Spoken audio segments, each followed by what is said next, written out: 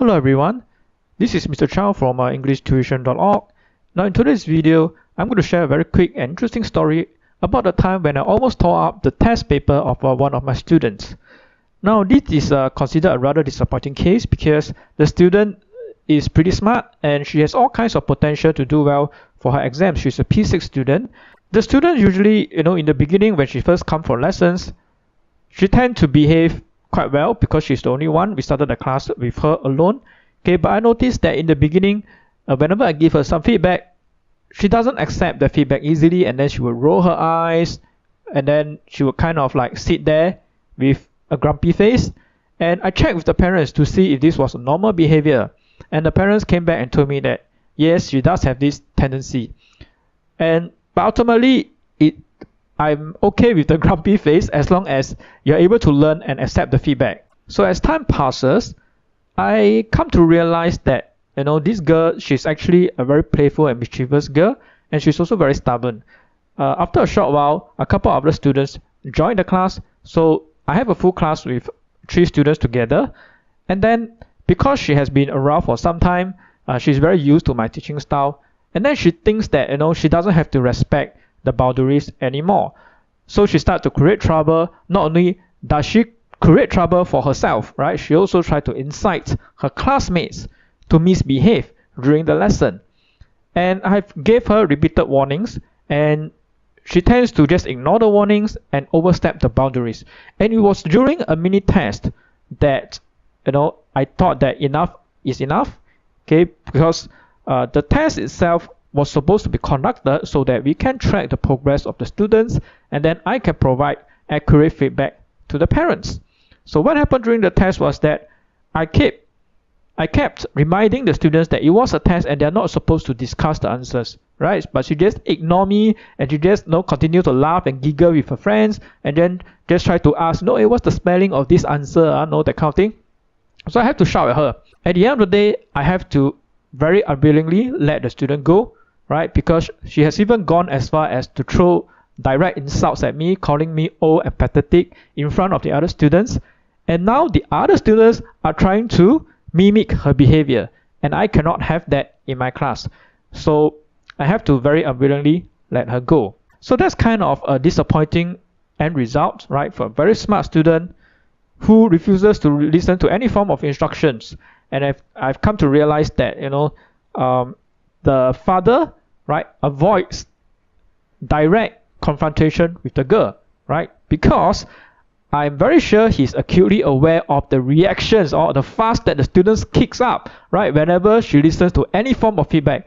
So for this student, my opinion is that only she can teach herself. Nobody can teach her. Nobody can give her any feedback, right? Any little bit of feedback, she will kick up a fuss, right? So I believe that to be the right decision for me and my teaching practice, right, to eventually let her go, and so that now the 2 boys, are gradually improving.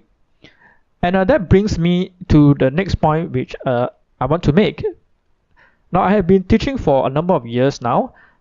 This year would be my 5th year teaching, and I have met many parents in the process of recruiting students. And one common observation that I make is that parents, especially new parents who sign up their child for lessons, they tend to hold back information about their children from me. Okay, so of course I think they just don't want to embarrass their child. They just want us to start on the right foot, and then hopefully the lessons can progress smoothly. However, bear in mind that children being children, sometimes because they themselves do not have a very high level of self-awareness, they do not know that certain things or certain types of behavior are considered to be unacceptable. And then sometimes parents withhold that information, which makes it kind of more difficult for me to get to understand the child. I think ultimately, with enough time, I will get to know that this child has got these certain tendencies, and this is how he or she usually behaves or tends to behave, and then I go and adjust my teaching accordingly, and then see if we can somehow help the child improve. Now, when I start to give repeated warnings and repeated feedback to the parents, and somehow this behavior keeps coming back. The bad behavior keeps coming back and it doesn't improve. I have to stop it at some point, right? And then parents will say, right, just going back to my example, when I stop the lessons, the parents were like saying, oh, this is a very important year for her, it's P6, stopping the lessons will be disadvantageous to her.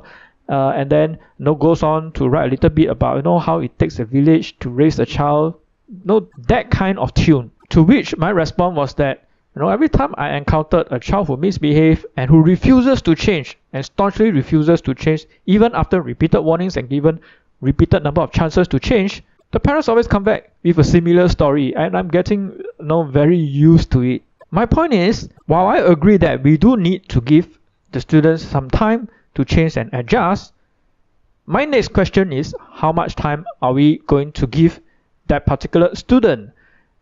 I don't think it is very fair to everyone, right, to say that, oh no, it takes a very long time, infinite amount of time for a student to change. I mean, yes, people do change and we never know when a person changes, but the reality of things is, what happens to all the bad things that this person does in the meantime? Who is responsible? Is the student himself going to be responsible for all the things that he has done? Certainly not, right? Is the parent going to be responsible? Is the tutor going to be responsible? Who is going to be responsible? Meanwhile, while the bad behavior does not change, right? Then this kind of behavior keep coming back. So I think it's only fair to everyone that at some point we have to draw a line, right? 3 months, 6 months, I think that's a fair enough amount of time to give any student. Okay, some students are just like that. They are very individualistic, right? They focus on the self a lot more than others. Okay, and they do not accept feedback as easily as others. So those are the type of students that I probably cannot help. All right. So a quick note to all the parents before I end this video. If you're going to work with your tutor, please be transparent with them as much as possible, right? That's how we build up the trust along the way, because we're going to be working with one another and trying to support and help and encourage the child, right? Because if you try to hold back information about the child and don't do anything when you get feedback from the tutors and continue to cite the child and find excuses for him or her, ultimately the child will have to suffer the consequences, because he's not going to change from his behavior, right? Because oh, my parents will help me, will protect me, he will help me he'll side with me, and it's the tutor's fault, all right? And he will try to help me get out of trouble. No worries, right? So I don't have to change, I don't have to make any adjustments, I don't even have to listen to the tutor, right? So then that's the tangent that he goes off, and it's going to work against him in the long run. Alright, that's all I have to share in this video. Hope you enjoyed my little story here. So as always, if you would like to see future videos just like this one, just remember to subscribe. If you like the video, give it a thumbs up. Dislike the video, give it a thumbs down. And I will talk to you soon in the next video. Bye.